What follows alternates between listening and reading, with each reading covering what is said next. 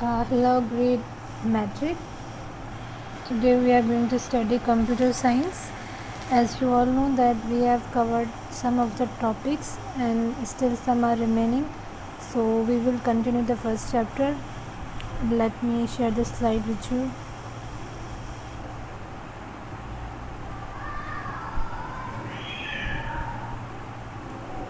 Okay. So here we go.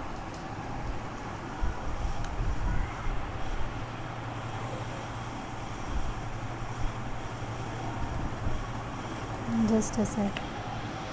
So as you know that there are different types of computer, but it depends. It vary.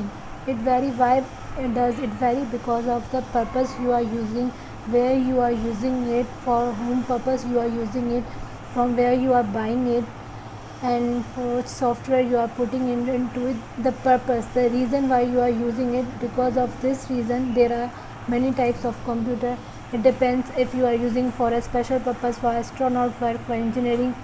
So it is changed for that reason. The PCs are changed. And if you talk about the data, you know that there are PCs who has very little capacity for the storage of the data.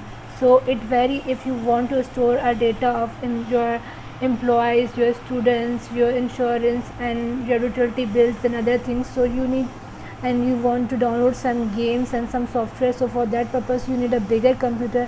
So because of that reason, yeah, these computers vary, and there are many different kinds for this purpose. And then is the capacity. As you know, the volume of the work that the computer can handle is small or large. So it depends how much capacity it can bear. So there are many different computers for that reason also.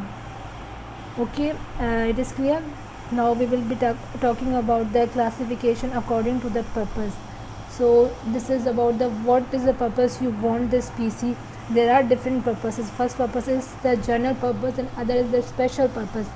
So when it comes to purpose, general purpose is something which is a common thing. You need a computer for your home, for your work, for your online studies, for e-learning. For these reasons you need a general computer, a computer where there is a laptop, or a computer where there is a PC with the CPU and keyboard and mouse and the earphones.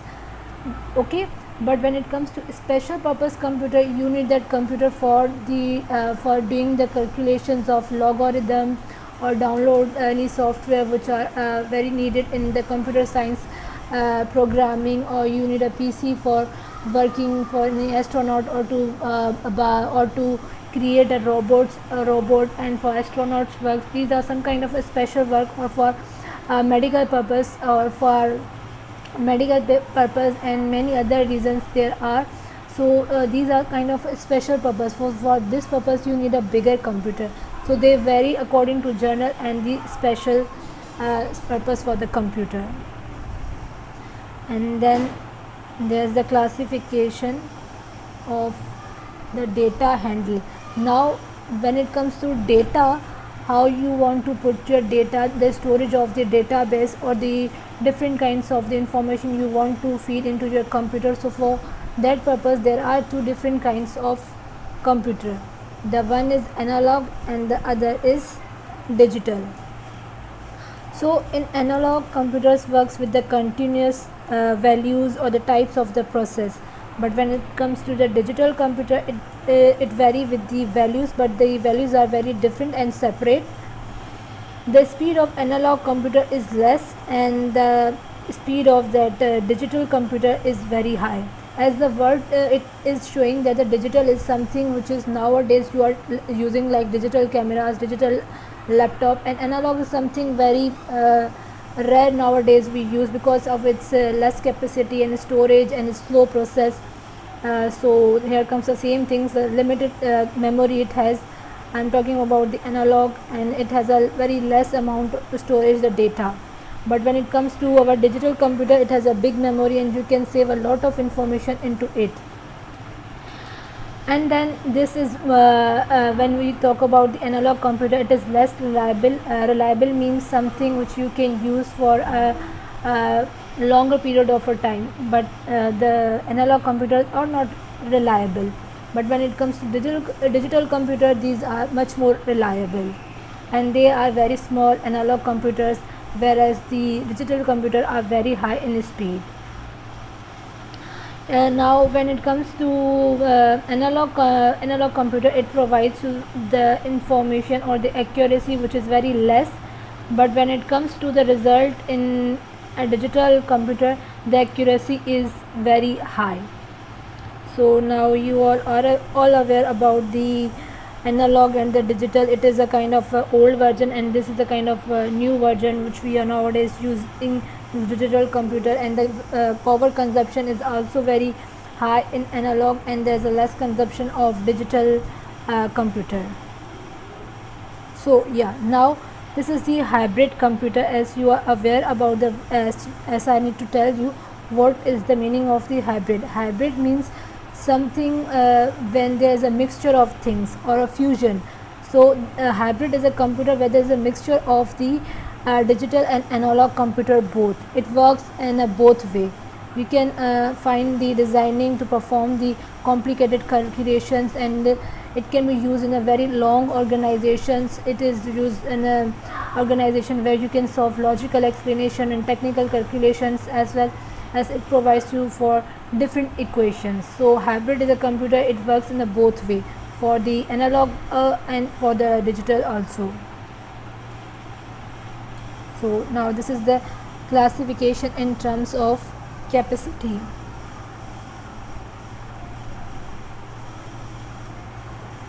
Just a sec. So as we were talking about the classification in terms of the capacity, capacity is how your computer is storing the data, whether it, small or the large data. So there are two computers.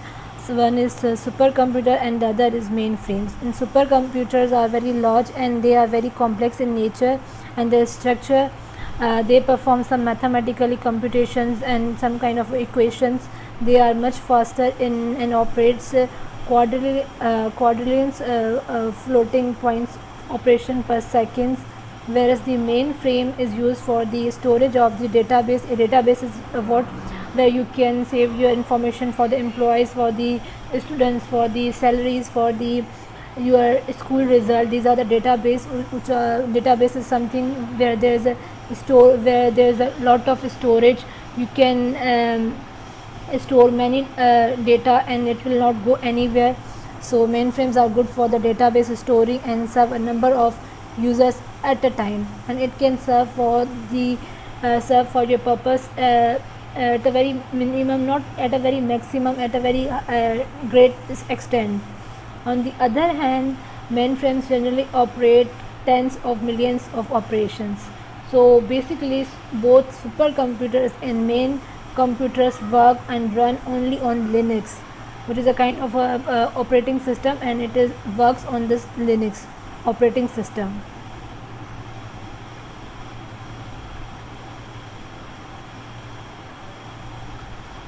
Here now you can see the mini computers and the microcomputers. So microcomputers are usually the laptops we are using or the desktop PCs, which are really at your home with keyboard, mouse, microphone and CPU, central processing unit. These microcomputers are the one which are common, and they are typically at your home or at your workplace, but those workplaces which are very small and not on a high level, whereas the mini computers which were primarily used in 1960 to 1980, but they were for sure large in size, and they were occupying a very large space and capacity in a room, but have a limited functional and a slow processor.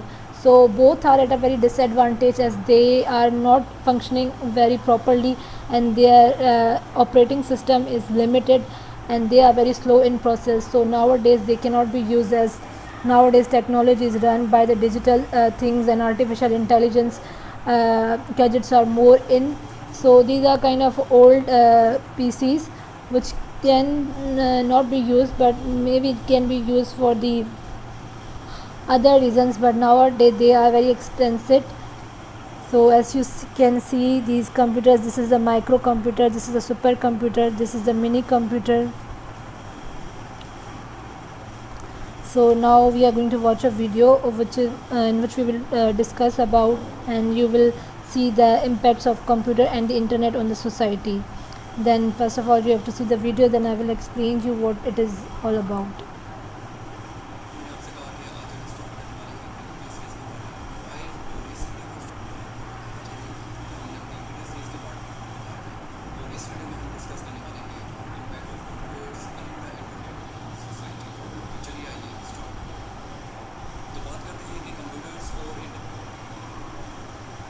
Just a sec, let me share the screen. What is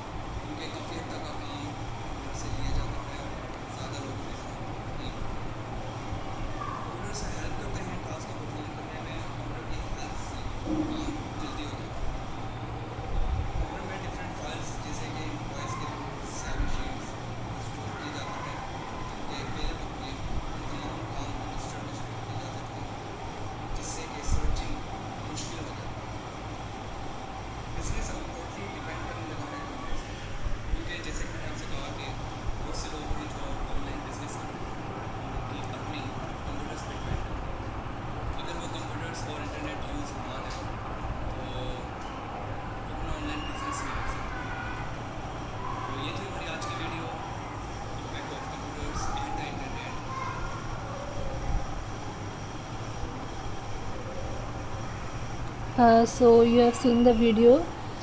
So in that video the person was talking about the impacts of internet and the society. As you all are aware, nowadays the pandemic is going on, so the technology is the only way through which we are communicating, and e-learning is going on in a very flexible manner. You can communicate with your teachers as well at a very fast speed, and at a very fast speed. And as you know that nowadays business are even conducted through online, and e-commerce is done, the buying and the selling is done through the online. As you know, during this pandemic many people are buying clothes, food, accessories, and that food panda, as you are more aware about it, they are just ordering it from their home, and then they get the desired product at their doorstep by providing them the money. So this is all because of the internet and its advantages. So nowadays it is very necessary, but we should keep one thing in mind, that there are also drawbacks or disadvantage of each and everything, so we should use it but in a very balanced manner. So this is all, and then the last chapter will be more completed if completed and about the machine languages in the next slide, no sorry, in the next video. So now we have covered this topic, and now this is the homework. uh, so for whatever we have covered the chapters from the evolution of evolutions of the computer and its scientists and the innovation they have bring in the field of computer, and the mini computers, microcomputers, and the advantages, disadvantages, and the generations. So these are the questions related to that. You have to complete this homework in your fair copy. The first question is to define the term computer, write some advantages of computer other than the mentioned in this chapter, define the term hardware and software, compare and contrast analog and the digital computer. Contrast means you have to compare and differentiate between them, and write some drawbacks of the internet. Drawbacks means you have to give some disadvantages, why it is sometimes it is unnecessary to use the internet, some pros, some cons about this internet. So this is all for today, and if you have any difficulty, you are feel free to ask me.